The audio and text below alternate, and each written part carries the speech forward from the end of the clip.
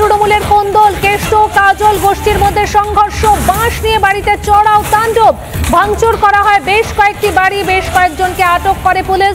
ঘটনাস্থলে সিউড়ি থানার পুলিশ। কেষ্ট কাজল গোষ্ঠীর মধ্যে সংঘর্ষ, বাঁশ নিয়ে বাড়িতে চড়াও তাণ্ডব, সেই ছবি দেখতে পাচ্ছেন এই মুহূর্তে। বাঁশ নিয়ে রীতিমতন মারধর। আচ্ছা, রান্না করছিলাম, এসে দল বল ঢুকে গেল, নিয়ে ভাঙচুর করতে লাগলো। ওই আসির, 1 নম্বর জালাল, 2 নম্বর ফিরোজ, ঘর দৌড় ভেঙে ওই থলের ভেতরে, ব্যাগের ভেতরে 15,000 টাকা ছিল। আমার ছেলে কাল দেখতে আমাকে রেখে দিয়েছিল, ওরা ওই তালা লাগাইছিল, লেট্রিনে ভেঙে সব ভাঙচুর করতে লাগলো। ওই বলছে না ওরা ফিরোজ, জালাল আর এরা। আপনার ছেলে কার দল করে? আমার ছেলে নুরুলের দল করে।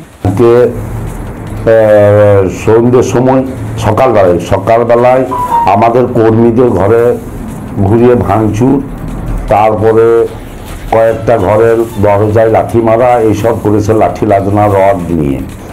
এবং আজকেও সকালবেলায় একজনকে আর্জুন বলে নাম, তার বাড়িতে ঢুকে তাকে ইট পাটকে ছোড়া, তার ঘরে ভাঙচুর করা, সমস্ত ঘটনা ঘটিয়েছে এই ধরনের। তারপরে পুলিশকে খবর দেওয়া হলে পুলিশ রীতিমতো যা করার ব্যবস্থা নিচ্ছে।